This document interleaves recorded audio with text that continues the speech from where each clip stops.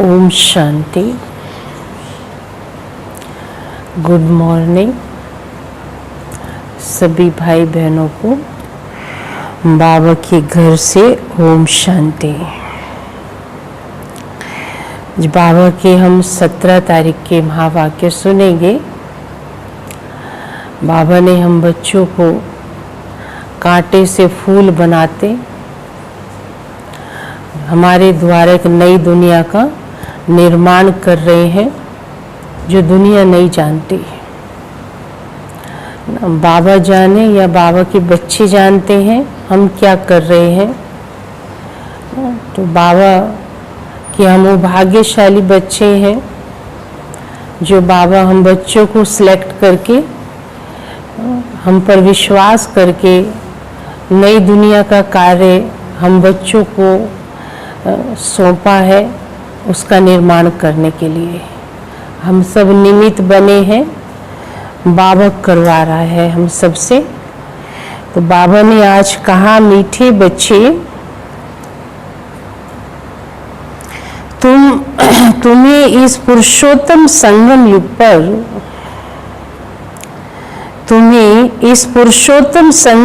पर ही उत्तम से उत्तम पुरुष बनना है। मीठे बच्चे तुम्हें इस पुरुषोत्तम संगम युग पर ही उत्तम से उत्तम पुरुष बनना है। सबसे उत्तम पुरुष हैं ये लक्ष्मी नारायण ना। सबसे उत्तम पुरुष हैं ये लक्ष्मी नारायण।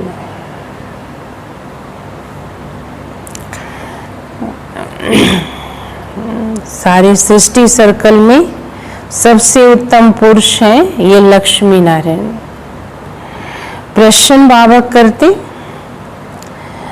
तुम बच्चे बाप के साथ साथ कौन सा एक गुप्त कार्य कर रहे हो ना।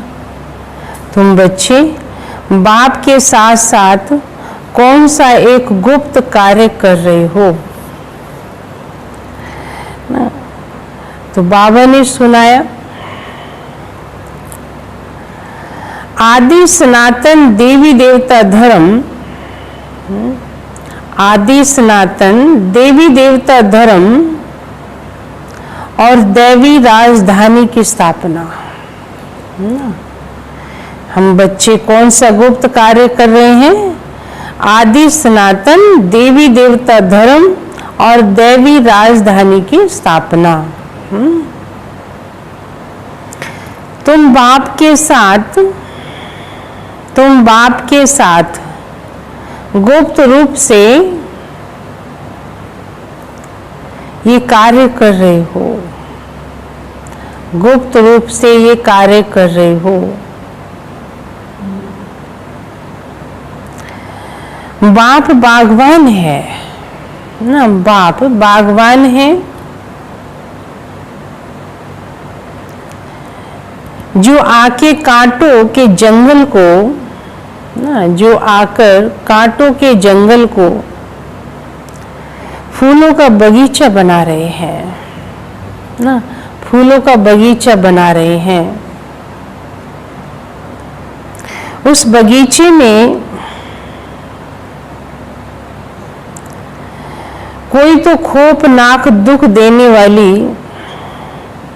चीज नहीं होती है ना। उस बगीचे में कोई खौफनाक दुख देने वाली चीजें नहीं होती हैं ना। सतयुग बाबा एक सुंदर दुनिया बनाते हैं जिसको बात फूलों का बगीचा है, जहाँ हर नर नारी देव समान होंगे ना। हर एक के अंदर गुणों की सुगंध होगी, हर एक का व्यवहार बहुत सुंदर देवता ही होगा। तो बाबा कहते हैं वहाँ कोई ऐसा खौफनाक संस्कार नहीं होगा, खौफनाक दुख देने वाली चीजें नहीं होती हैं। तो बाबा ऐसे सुंदर बगीचा बना रहा है। तो ये है कांटों का जंगल ना। गीत है, आखिर वे दिन आया आज। जिस दिन का इंतजार था भगवान मिलेंगे, भक्ति में पुकारते थे, भगवान आप कब आओगे, हमारे दुख हरोगे। तो बाबा ने पुकार सुनी, तो आत्मा को जब एहसास हुआ भगवान इस धरती पर आ गया है, जो मेरी पुकार सुन ली गई है, तो उसके दिल से गीत निकलता कि आखिर वह दिन आया आज। ओम शांति। रूहानी बाप बैठ रूहानी बच्चों को समझाते हैं, समझाएंगे तो जरूर शरीर द्वारा। आत्मा शरीर बिगड़ कोई भी कार्य नहीं कर सकती है। रूहानी बाप को भी एक ही बार पुरुषोत्तम संगम युग पर शरीर लेना पड़ता है। ये संगम युग भी है, इसको पुरुषोत्तम युग भी कहेंगे, क्योंकि इस संगम युग के बाद फिर सतयुग आता है। सतयुग को भी पुरुषोत्तम युग कहेंगे ना। बाप आके स्थापना भी पुरुषोत्तम युग के ही करते हैं, संगम युग पर आकर।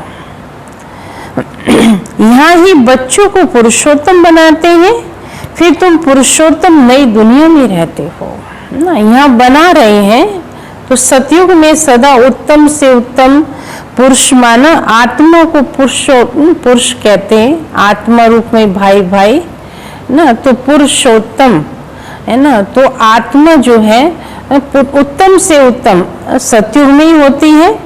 पुरुषोत्तम अर्थात उत्तम से उत्तम पुरुष ये राधे कृष्ण अथवा लक्ष्मी नारायण है। ये ज्ञान भी तुमको है और धर्म वाले भी मानेंगे बरोबर ये हेवन के मालिक हैं। भारत की बड़ी भारी महिमा है ना, परंतु भारतवासी खुद नहीं जानते। कहते भी हैं फलाना स्वर्गवासी हुआ, परंतु स्वर्ग क्या चीज है ये नहीं समझते हैं। आप ही सिद्ध करते हैं स्वर्ग गया, इसका मतलब वह नरक में था। कोई मर जाता है तो क्या कहते स्वर्ग पधारा, तो इसका मतलब वो नरक में था। हेवन तो जब बाप स्थापन करें वह तो नई दुनिया को ही कहा जाता है। दो चीजें हैं ना, स्वर्ग और नरक है ना। रात दिन, दुख सुख, हार जीत है ना, लड़का लड़की, दो चीजें हैं है ना। तो बाबा क्या कहते हैं कि बच्चे भी नरक है, फिर एक टाइम में क्या होगा, स्वर्ग होगा जहाँ पे सुख शांति होगी। मनुष्य तो स्वर्ग को लाखों वर्ष कह देती है। तुम बच्चे समझते हो कल स्वर्ग था, इनों की राजाई थी, तो बाप से स्वर्ग फिर से हम वर्षा ले रहे हैं। बाप कहते हैं मीठे लाडले बच्चे तुम्हारी आत्मा पतित है, इसलिए हेल में ही है। आत्मा पतित हो जाती है तो नरक कहते हैं। आत्मा के सतो प्रधान होने से उसको सतयुग कहते हैं। आत्मा जब कलह कलेश विकारों के वश हो जाती है उसको नरक कहते हैं। आत्मा की अवस्थाएं बदलती है, उसके हिसाब से वो नाम दिया जाता है समय को ना। कहते भी हैं अभी कलयुग के 40,000 वर्ष बाकी हैं, तो जरूर कलयुग बाकी कहेंगे ना। पुरानी दुनिया तो है ना, मनुष्य बेचारे घोर अंधियारे में है। पिछाड़ी में जब आग लगेगी तो सब खत्म हो जाएंगे। तुम्हारी प्रीत बुद्धि है ना, नंबरवार पुरुषार्थ अनुसार जितना प्रीत बुद्धि होगी उतना उच्च पद पाएंगे। सवेरे उठकर बहुत प्यार से बाप को याद करना है, भल प्रेम की आंसू भी आए, क्योंकि बहुत समय के बाद तुम बाप से आकर मिले हो। इतने बाद बाबा हम बच्चों को मिला है, 5000 वर्ष के बाद है ना। कोई माँ बाप किसी बच्चे को मिले कि तुमने हमको पाला पैदा किया और बचपन से ही वो अलग हो गया हो और फिर मिल रहा है जाके 60-70 की उम्र में, तो उसको कितना होगा कि मैंने अपने माँ बाप को देखा नहीं और मिले तो अब ऐसे रूप में हम मिले हैं। तो हम भगवान के बच्चे जो है सतयुग से चले कलयुग तक पहुंचे, हम उसे भूले ही रहे। अब बाबा ने आके हमें कहा कि बच्चे तुम तो मेरी संतान हो और तुम ऐसे नहीं थे। फिर बाबा हम बच्चों को वैसे ही भरपूर कर रहा है, हमारा खोया हुआ राज्य भाग्य देते हैं। पहले तुम नहीं जानते थे इसको कहते कांटों का जंगल ना। स्वर्ग को कहा जाता है गार्डन ऑफ अल्लाह, फूलों का बगीचा। बाप को बागवान भी कहते हैं ना। तुमको फूल से कांटा कौन बनाते हैं? तो ये कहेंगे रावण बनाता है। तुम बच्चे समझते हो भारत फूलों का बगीचा था, अब जंगल है। जंगल में जानवर, बिच्छू आदि रहते हैं। तो जंगल बाबा कहते ये दुनिया जंगल बन गई है। तो यहाँ इंसान क्या करता है? बिच्छू का डंक तो ठीक भी हो जाएगा है ना, सांप का भी डंक ठीक हो जाता है किया जाए, और इंसान तो ऐसे डंक मारता है, इंसान जीते जी मरा रहता है ना। इसलिए बाबा कहता है कि बच्चे ये दुनिया क्या बन गई है? कांटों का जंगल बन गई है। सत्य में कोई खौफनाक जानवर आदि नहीं होते। शास्त्रों में तो बहुत बातें लिख दी हैं। कृष्ण को सर्प ने डसा, ये हुआ। कृष्ण को फिर द्वापर में ले गए हैं। बाप ने समझाया है भक्ति बिल्कुल अलग चीज है। ज्ञान सागर एक बाप ही है। ऐसे नहीं कि ब्रह्मा विष्णु शंकर ज्ञान के सागर है, नहीं। पतित पावन एक ही ज्ञान सागर को कहेंगे। ज्ञान से ही मनुष्य की सद्गति होती है। सद्गति के स्थापना के दो, मुक्ति और जीवन मुक्ति धाम ना। किसको मुक्ति मिलेगी? किसको जीवन मुक्ति। अभी तुम बच्चे जानते हो ये राजधानी स्थापन हो रही है, परंतु गुप्त बाप ही आकर आदि सनातन देवी देवता धर्म की स्थापना करते हैं। सब अपने अपने मनुष्य, तो सब अपने अपने मनुष्य चोले में आते हैं। बाप को अपना चोला तो है नहीं, इसलिए उनको निराकार गॉड फादर कहा जाता है ना। एक भगवान है जो शरीर नहीं लेता है।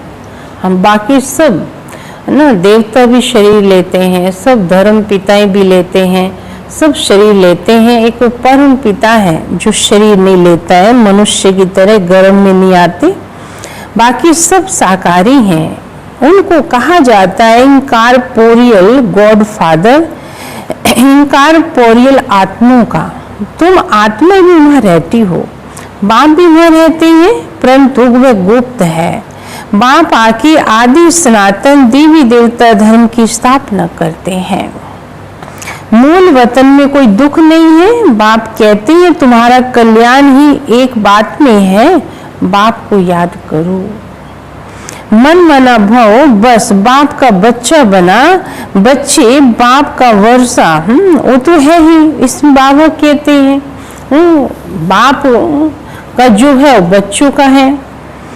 अल्प को याद किया तो वर्षा जरूर है। सत्युग की नई दुनिया का, इस पति दुनिया का विनाश भी जरूर होना ही है। अमरपुरी में जाना ही है। अमरनाथ तुम पार्वतियों को अमर कथा सुना रही हैं। तीर्थों पर कितने मनुष्य जाते हैं ना, कितने मनुष्य हैं। बाबा कहते हैं कितने तीर्थ करते हैं, फिर भी भगवान से दूर ही रहते हैं। कहते हैं ना कि चारों धाम लगाए फेरे, फिर भी हरदम दूर रहे तेरे। कि भगवान हमने चारों धाम के फेरे लगा लिए, पर तेरा पार नहीं हम पा सके, फिर भी हम तेरे से दूर ही रहे।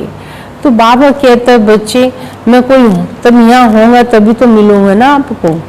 मैं तो था ही परम धाम में, तुम मुझे ढूंढते यहाँ रहे। अब मैं आया हूँ तो ढूंढने की दरकार नहीं है, आखिर मैंने तुम्हें अपना बना लिया। अमरनाथ पर कितने जाते हैं, वहाँ कुछ भी नहीं है। हाँ, बाबा कहता है कितने मनुष्य जाते हैं, बर्फ पड़ती है, इतनी ठंडी होती है, फिर भी जाते हैं। कि बाबा कहते कुछ भी नहीं है, सब ठगी है ना। ब्रह्मा बाबा का भी देखा हुआ है, गए बाबा भी जब भक्ति मार्ग में थे, उस समय शिव बाबा की प्रवेशता नहीं हुई थी, तो बाबा ने भी देखा कि यहाँ भी ठगी है, सच की रक्ति भी नहीं है। गाया जाता है झूठी काया, झूठी माया, झूठा सब संसार। इसका अर्थ होना चाहिए ना, ये है ही झूठ। ये भी ज्ञान की बात है, ऐसे नहीं कि गिलास को गिलास कहना झूठ है, बाकी बाप के बारे में कुछ बोलते हुए झूठ बोलते हैं ना। कि जो है उसको जो जैसा उसको बोलने में कोई बुराई नहीं है ना। झूठ है तो झूठ है, इसमें नहीं जबरदस्ती हम सच नहीं कर सकते उसको। भगवान जो है उसको वैसा बोलना राइट है ना। बाकी हम कहेंगे भगवान सबके अंदर है, ये गलत है।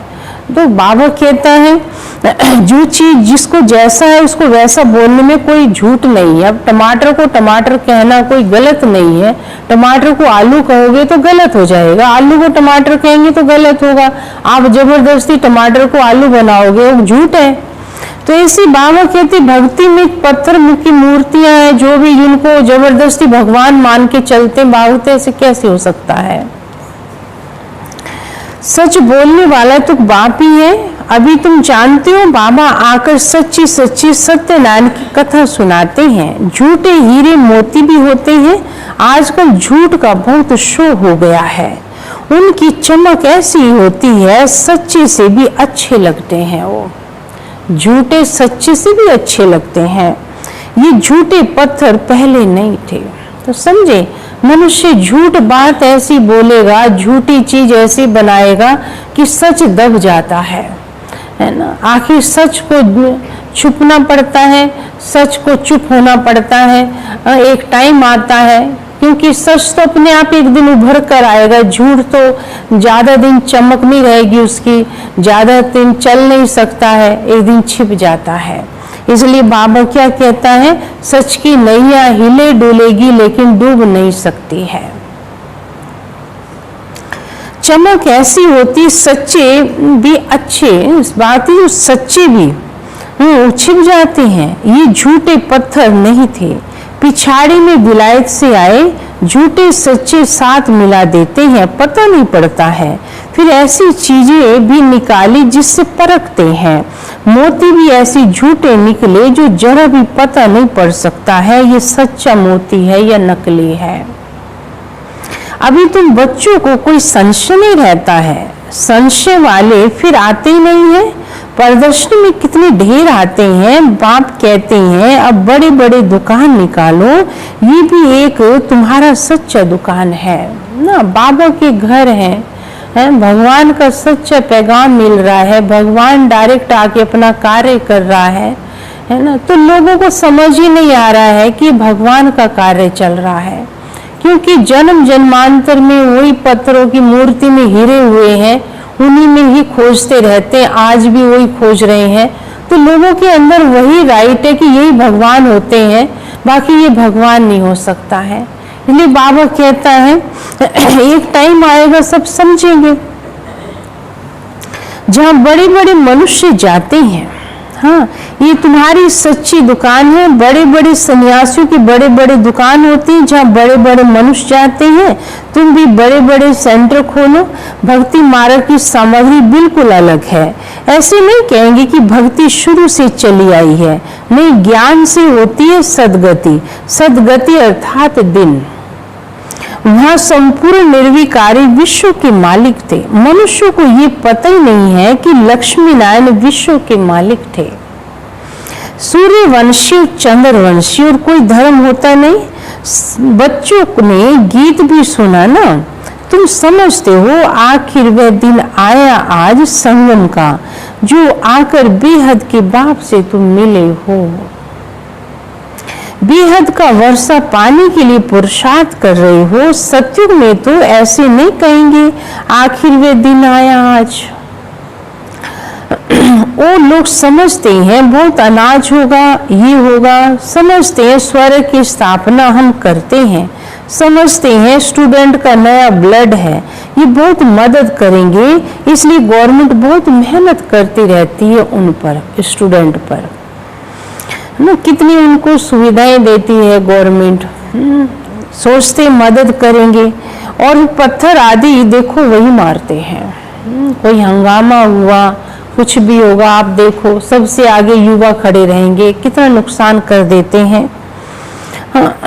हंगामा मचाने में पहले पहले स्टूडेंट ही आगे रहते हैं। आजकल के स्टूडेंट की बात सुना रहे, वे बड़े होशियार होते हैं, उनका न्यू ब्लड कहते हैं। अब न्यू ब्लड की बात नहीं है, वह है ब्लड कनेक्शन। अभी तुम्हारा है रूहानी कनेक्शन, उनका कनेक्शन कहाँ है, तो वैसे काम करेंगे ना। अब हमारा कनेक्शन भगवान से है, तो हम कैसा काम करेंगे? हम ऐसा तोड़ फोड़ वाला, नुकसान वाला काम तो नहीं करेंगे ना। बाबा ने नियम मर्यादा से चलना सिखाया है, वैसे ही चलते हैं। कहते हैं ना बाबा, हम आपको मैं आपका 2 मास का बच्चा हूँ। कई बच्चे रूहानी बर्थडे मनाते हैं अपना, भगवान के बाबा के घर आके अपना अलौकिक जन्मदिन मनाते हैं कि मैं इस दिन ज्ञान में आया था, मेरा जन्म हुआ। तो बाबा कहते अलौकिक जन्म बहुत अच्छा है, मनाना चाहिए। ईश्वरीय बर्थडे ही बनाना चाहिए ना। बाबा कहते हैं ईश्वरीय जन्मदिन मनाओ तो समझो सबके जन्मदिन हो जाएंगे। वंडर ये है ना, कहाँ कब शिवरात्रि पे गवर्नमेंट छुट्टी करती, कभी नहीं भी करती है। आप देखेंगे गांधी जयंती की छुट्टी करेंगे, लेकिन है ना शिव जयंती की छुट्टी नहीं करते, क्योंकि शिव जी को जानते नहीं है, गांधी को जानते थे। ऐसी भक्ति में कई त्योहारों की छुट्टी करते हैं, भगवान बाबा कहते शिवरात्रि की छुट्टी नहीं करते। शिव के बारे में पता ही नहीं है, शिव क्या करता है। वे जिस्मानी बर्थडे तो बाबा कहते हैं कैंसिल कर देना चाहिए। कई अपना जन्मदिन मनाते हैं कि आज मेरा जन्म हुआ था, है ना, आज मैं इतने साल का हो गया, है ना, 50 से 51 में जाएंगे, 40 से 42 में जाएंगे, तो बुढ़ापे की तरफ ही जा रहे हैं ना, उसकी खुशी होती है मनुष्य को। वही 1 साल कम हो गया तो खुशी होनी चाहिए। ये थोड़ा सा कभी लगता है भाई अब हम तो यंग से उधर जा रहे हैं, लेकिन मनुष्य उसकी खुशी मनाता है। क्यों? ये भी सोचने की बात है कि खुशी क्यों मना रहा है कि मेरा भी इस परिवार से हिसाब किताब चलो खत्म हुआ, वो 1 साल और निकल गया, इतना साल और निकल गया, अब आगे बढ़ रहे हैं, अगली जर्नी में जाना है आत्मा को। तो आत्मा जैसे हिसाब किताब चुकतू करती जा रही है ना, तो उसको खुशी होती चलो ये साल भी चला गया। तो यही समझा जाएगा। अंदर की खुशी तो देखा जाए, ज्ञान की गहराई से देखा जाए तो बाकी साल वैसे कम होता है, तो उसमें खुशी की क्या बात है। हम ब्राह्मणों को ही खिलाएंगे ना, मनाना तो ये चाहिए ना। वह है आसुरी जन्म, ये ईश्वरीय जन्म है। रात दिन का फर्क है, परंतु जब निश्चय में बैठे तब ना, ऐसे ही नहीं ईश्वरीय जन्म मनाकर फिर जाए आसुरी जन्म में पड़े। कई बाबा के घर अपना अलौकिक जन्मदिन मनाते हैं और फिर बाबा के माया के बन जाते हैं। ऐसा भी होता है, ईश्वरीय जन्म मनाते मनाते रफू चक्कर हो जाते हैं। आजकल तो मैरिज डे भी मनाते हैं। बाबा ने देखा मैरिज डे, कहेंगे आज हमारी मैरिज डे है। शादी को जैसे कि अच्छा शुभ कार्य समझते हैं। जहन्नम में जाने का भी दिन मनाते हैं। हाँ, नरक पतित दुनिया पतित बनने का भी दिन मनाते हैं। वंडर है, बाप बैठ ये सब बातें समझाते हैं। अब तुमको ईश्वरीय बर्थडे ब्राह्मणों के साथ ही मनाना चाहिए। हम शिव बाबा के बच्चे हैं, हम अपना ये ईश्वरीय जन्मदिन मनाते हैं, तो शिव बाबा ही याद रहेगा ना। जो बच्चे निश्चय बुद्धि है उनका जन्मदिन मनाना चाहिए, वह आसुरी जन्म भूल जाए। ये भी बाबा राय देते हैं। किन बच्चों का मनाना चाहिए? जो निश्चय बुद्धि बच्चे हैं ना, उनका मनाना चाहिए। अगर पक्का निश्चय बुद्धि है तो बस हम तो बाबा की बन गए, दूसरा ना कोई, अंत मते सो गति हो जाएगी। बाप की याद में मरा तो दूसरा जन्म भी ऐसे मिलेगा ना, नहीं तो अंत काल जो स्त्री सिमरे वल वल योनि किसमें उतरे, वैश्य योनि उतरे ना। विकारों की समृद्धि में जाएंगे तो आप सोचेंगे भविष्य अगला जन्म कैसा होगा। ये भी ग्रंथ में है, यहाँ भी कहते हैं अंत समय गंगा का तट हो, है ना। अब गंगा का तट हो, मुख में गंगा जल हो, तो भगवान कहता है ये ज्ञान समृद्ध बुद्धि में तुम्हारे हो, ये ज्ञान अमृत हो, भगवान की याद हो, तो उस जैसी गति हो ही नहीं सकती। ये सब भक्ति मार्ग की बातें हैं। तुमको बाप कहते शरीर छूटे तो स्वदर्शन चक्रधारी हो, बुद्धि में बाप और चक्कर याद रहे, सो जरूर जब पुरुषार्थ करते रहेंगे अंत काल उसकी याद आएगी। अपने को आत्मा समझो और बाप को याद करो, क्योंकि तुम बच्चों को अब वापिस जाना है अशरीरी होकर। यह पाठ बजाते बजाते सतो प्रधान से तमो प्रधान बनेंगे। अब फिर सतो प्रधान बनना, इस समय आत्मा इम्प्योर है तो शरीर प्योर फिर कैसे मिलेगा? बाबा ने बहुत मिसाल समझाई है, फिर भी जौहरी है ना। खाद जेवर में नहीं सोने में पड़ती है, सोने में पड़ेगी ना, सोने को ही निखारा जाता है। तो बाबा कहते हैं बुराइयां जो आत्मा में पड़ी है ना कि शरीर में, आत्मा को ही प्योर बनाना है। सोने में पड़ती है ना, 24 कैरेट से फिर 22 कैरेट होगा तो चांदी डालेंगे। अभी तो सोना है नहीं, सबसे लेते रहते हैं। आजकल नोट भी देखो कैसे बनाते हैं, कागज भी नहीं है जैसे। भारतीय कागज भी कैसा लगाते हैं नोट में। बच्चे समझते हैं कल्प कल्प ऐसा होता आया है, पूरी जांच रखते हैं, लॉकर्स आदि खुलाते हैं, जैसे किसकी तलाशी आदि ली जाती है ना। गायन भी है, किसकी दबी रही धूल में और किसकी राजा खाए, किसकी आग जलाए, किसकी चोर लूट ले जाए, और सफल होगी जो ईश्वर के अर्थ लगा देता है। तुम बच्ची जानती हो ये सब होना है, इसलिए बैगेज तुम भविष्य के लिए तैयार कर रही हो। कोई को मालूम थोड़ी है तुमको वर्षा मिलता है 21 जन्मों के लिए। तुम्हारे पैसे से भारत को स्वर्ग बना रही हैं, जिसमें फिर तुम निवास करोगे ना। बाबा कहते तुम बच्चों का धन लग रहा है तो तुम बच्चे ही उस स्वर्ग में आओगे। तुम्हारा ही तन मन धन से मैं एक नई दुनिया बना रहा हूँ, क्योंकि इसलिए बाबा बच्चों का लगाता है ताकि तुम बच्चे इस दुनिया में रहोगे, तुम्हारा लगा हुआ होगा तो उसमें अपनेपन का फीलिंग आपको आए, उसमें आपका मन लगे। इंसान घर बनाता है, उसमें अपना तन मन धन लगाता है तो अधिकार से रहता है उसमें।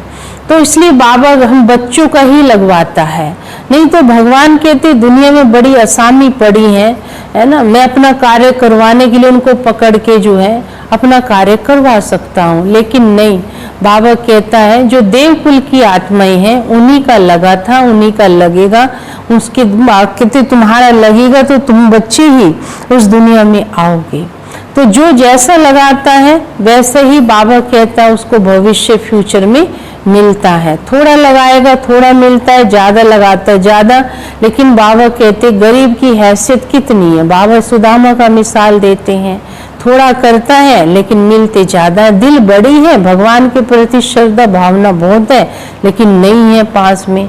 और एक के पास अथा है, करता कम है, तो बाबा कहते बराबर हो जाता है गरीब का और साहूकार का। बाबा सुनाते हैं बैगेज तुम भविष्य के लिए तैयार कर रहे हो ना, कोई को मालूम थोड़ी है तुमको ही वर्षा मिलता है 21 जन्म के लिए। तुम्हारे ही पैसे से भारत को स्वर्ग बना रहा हूं ना, जिससे फिर तुम निवास करोगे। तुम बच्चे अपने ही पुरुषार्थ से आप ही राज तिलक लेते हो। गरीब निवाज बाबा स्वर्ग का मालिक बनाने आए हैं, इसलिए बनेंगे तो अपनी पढ़ाई से ना, कृपा व आशीर्वाद से नहीं। टीचर का तो पढ़ाना धर्म है, कृपा की तो कोई बात ही नहीं है। टीचर को गवर्नमेंट से पगार मिलती है तो जरूर पढ़ाएंगे ना।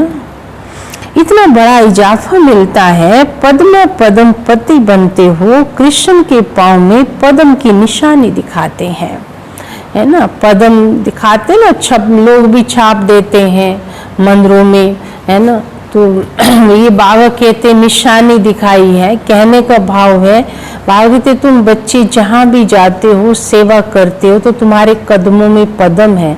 वहाँ कितनी अपना भाग्य कितना अपना जमा करके आ जाते हो, अपने यादगार स्थापित करके आ जाते हो ना। तो बाबा बताते कृष्ण के पाँव में पद्म की निशानी दिखाते हैं। तुम यहाँ आए हो भविष्य में पद्म पति बनने, तुम बहुत सुखी साहूकार अमर बनते हो, काल पर विजय पाते हो। इन बातों को मनुष्य समझ न सके, तुम्हारी आयु पूरी हो जाती है, अमर बन जाते हो। उन्होंने फिर पांडवों के चित्र लंबे चौड़े बना दिए हैं। समझते पांडव लंबे थे, अब इतने लंबे तो नहीं थे जितने लंबे बना दिए हैं। बाबा कहते हैं बहुत लंबे बनाते हैं। पांडव तो तुम ही हो ना, कितना रात दिन का फर्क है। मनुष्य कोई जास्ती लंबा तो होता नहीं, 6 फुट का ही होता है। भक्ति मार्ग में पहले पहले शिव बाबा की भक्ति होती है, वह तो बड़ा बनाएंगे नहीं। पहले शिव बाबा की अभचारी भक्ति चलती है, फिर देवताओं की मूर्ति बनाते हैं, उनके फिर बड़े बड़े चित्र बनाते हैं, फिर पांडवों के बड़े बड़े चित्र बनाते हैं। ये सब पूजा के लिए चित्र बनाते हैं। लक्ष्मी की पूजा 12 मास में एक बार करते हैं, है ना। दिवाली पे महालक्ष्मी की पूजा करते हैं, जगदम्बा की पूजा रोज करते हैं। ये बाबा ने समझाया, तुम्हारी डबल पूजा होती है, मेरी सिर्फ आत्मा यानी लिंग की ही पूजा होती है ना। शिव बाबा की तो एक रूप में ही भक्ति होगी, है ना। तो बाबा कहते हैं तुम बच्चों की तो डबल रूप में पूजा होती है, तुम्हारी शालिग्राम के रूप में भी पूजा होती है, फिर देवताओं के रूप में भी पूजा होती है। रुद्र यज्ञ रचते हैं तो कितने शालिग्राम बनाते हैं। फिर कौन बड़ा हुआ, तब बाबा से बच्चों को नमस्ते करते हैं। देखो इतना निरंकारी बाबा है, कितना ऊंच पद हमको प्राप्त कराते हैं। बाबा कितनी गुही गुही बातें सुनाते हैं ना, महीन से महीन। तो बच्चों को कितनी खुशी होनी चाहिए। हमको भगवान पढ़ाते हैं, भगवान भगवती बनाने के लिए कितना शुक्रिया मानना चाहिए। बाप की याद में रहने से स्वप्न भी अच्छे आएंगे, साक्षात्कार भी होगा, तो अच्छा है ना। बाबा की याद में सोएंगे तो अच्छा। मीठे मीठे सिकी लदे बच्चों प्रति माता पिता बाप दादा का याद प्यार और गुड मॉर्निंग। रूहानी बाप के रूहानी बच्चों को नमस्ते। हम रूहानी बच्चों के रूहानी बाप दादा को याद प्यार गुड मॉर्निंग और नमस्ते। अच्छा, धारणा के लिए मुख्य सार है,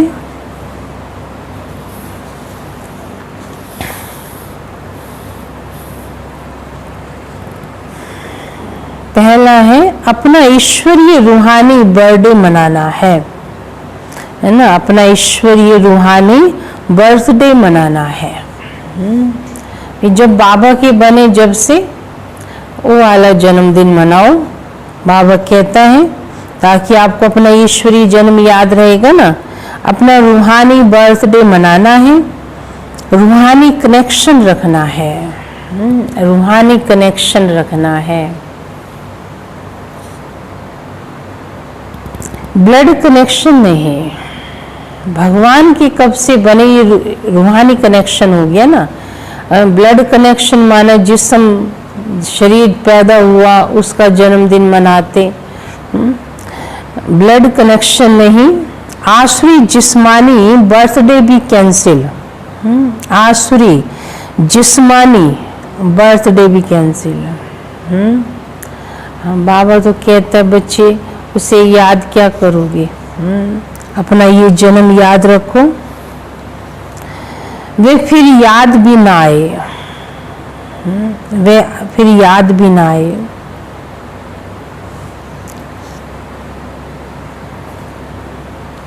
दूसरी पॉइंट है अपना बैगेज, अपना बैगेज भविष्य के लिए तैयार करना है, भविष्य के लिए तैयार करना है।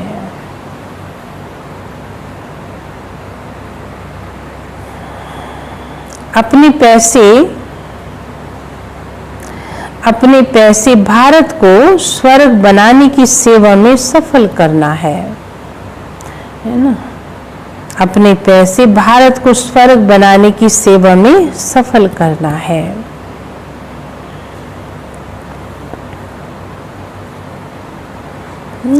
कि बाबा कहता भविष्य में तुमको मिलेगा, है ना। तो कहानी सुनाते ना, एक माता जो बहुत अमीर थी, उसके पास कोई कमी नहीं थी, लेकिन भगवान को देने के लिए उसके पास जो है हमेशा कंजूसी, कभी दिल नहीं करता था। बस अपने पोत्रों के लिए, अपने परिवार के लिए, अपने मित्र संबंधी के लिए, अपने घर परिवार के लिए इतना कुछ खर्च करती थी, उसके दबा के पड़ी रहती थी, है ना। कहीं मेरे बच्चे जो हैं इनको कोई कमी ना हो जाए, है ना। और भगवान को भी मानती थी, वो बहुत मानती थी भगवान को। रोज मंदिर जाना, और बड़ी कंजूसी से कभी उसने 5 पैसे रख देने, 10 पैसे रख देना, कभी कभी बस लोग दिखावा बहुत करती थी, ताकि लोगों को रहे कि माता बहुत भक्तन है, बहुत पुजारी है, लेकिन उसका मन भगवान से कभी नहीं जुड़ा, है ना। आखिर दिन उसका आया, एक दिन चली गई, शरीर छोड़ गई। तो जब देखा वहाँ भगवान जो है सभा लगी हुई है, सभा लगी हुई थी, तो भगवान सबको बुला बुला के उनको बहुत सुंदर सुंदर स्वर्ग के महल दे रहे थे। कहानी है ना, तो बड़े सुंदर सुंदर महल दे रहे थे। अब वो माता देखी कि मैं तो बहुत पहले के आगे बैठी हूँ और ये लोग बाद में आकर भी भगवान इनको बड़े बड़े महल दे रहे हैं, और मेरा नंबर कब आएगा। तो आखिर सबको दिया और लास्ट तक बैठी रही, और उसको रहा नहीं गया, कहने लगी भगवान मेरा नंबर कब आएगा, मैं तो कब से आई हुई हूँ। तो भगवान ने कहा बच्ची तुम्हारा नाम लिस्ट में आएगा तो तुम्हें को बुलाएंगे ना, तुम्हारा भी नाम ही नहीं आया है ना। तो आया भी बहुत लास्ट में उसका नाम आया, और फिर भगवान ने उसको बुलाया, है ना। तो जब उसने देखा कि मेरे लिए इतनी एक छोटी सी कोठरी और इतना छोटा सा स्थान, तो भगवान को कहने लगी भगवान सबको तो इतना बड़ा बड़ा आपने दिया, इतना अथाह दिया, और मुझे इतना थोड़ा सा छोटा सा क्यों। तो भगवान ने कहा बच्चे तूने इतना ही भेजा था मेरे पास, जितना भेजा था उसमें एक्स्ट्रा ब्याज सहित मैंने लगा के तुम्हारा इतना ही बना, तुम्हारा ना जितना तुम्हारा जमा हुआ मैंने उतना ही तुमको दे दिया।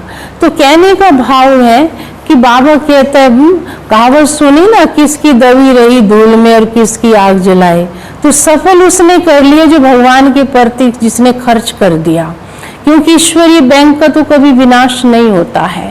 इसलिए बाबा कहता है बच्चे तुम्हारा भाग्य बनाने के लिए मैंने चांस दिया तुम सबको, तुम्हारे ही तन मन धन से मैं स्वर्ग की स्थापना कर रहा हूँ, तुम बच्चों का ही इसमें लगता है, जिससे नई दुनिया स्थापन होती है और उसके मालिक तुम ही बनते हो। तो वही बाबा सुना रहे हैं, अपने पैसे भारत को अपने पैसे भारत को स्वर्ग बनाने की सेवा में सफल करने हैं। अपने पुरुषार्थ से अपने को राज तिलक देना है, अपनी मेहनत से ही हम बना रहे हैं, अपने पुरुषार्थ से अपने को राज तिलक देना है। वरदान है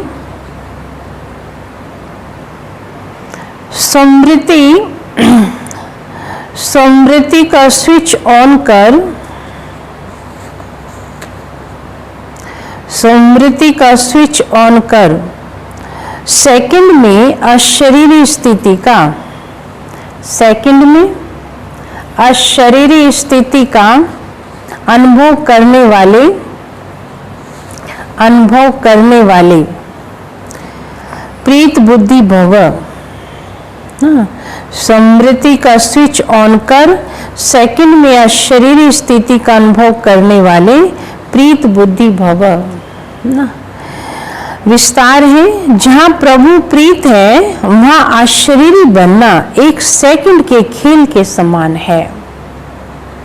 जैसे स्विच ऑन करते ही अंधकार समाप्त हो जाता है, ऐसे प्रीत बुद्धि बन समृद्धि का स्विच ऑन करो तो देह और देह की दुनिया की समृद्धि का स्विच ऑफ हो जाएगा ना। देह और देह की दुनिया का जो बुद्धि में उनकी याद रहती है वह समृद्धि का स्विच ऑफ हो जाएगा। ये सेकंड का खेल है। मुख से बाबा कहने में भी टाइम लगता है ना, मुख से बाबा कहने में भी टाइम लगता है, लेकिन समृद्धि में लाने में टाइम नहीं लगता है। याद करने में कितना टाइम लगेगा। ये बाबा शब्द ही पुरानी दुनिया को भुलाने का आत्मिक बम है, समझे। हाँ, पुरानी दुनिया को भुलाने का आत्मिक बम है ये बाबा शब्द ना। तो बाबा बाबा करते रहो। अच्छा, स्लोगन है, देह भान की मिट्टी के बोझ से परे रहो।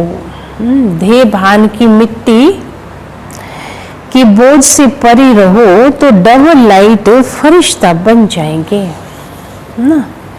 देह भान की मिट्टी के बोझ से परे रहो तो डबल लाइट फरिश्ता बन जाएंगे ना। जितना देह भान की मिट्टी के बोझ से परे रहेंगे तो डबल लाइट व फरिश्ता बनते जाएंगे, क्योंकि देह भान भी एक मिट्टी है। उस बोझ को जितना उठा के चलते हैं उतना आत्मा बोझिल, मन भी बोझिल रहता है। इसी बातें से परे रहो तो डबल लाइट बन जाएंगे। अच्छा, ओम शांति।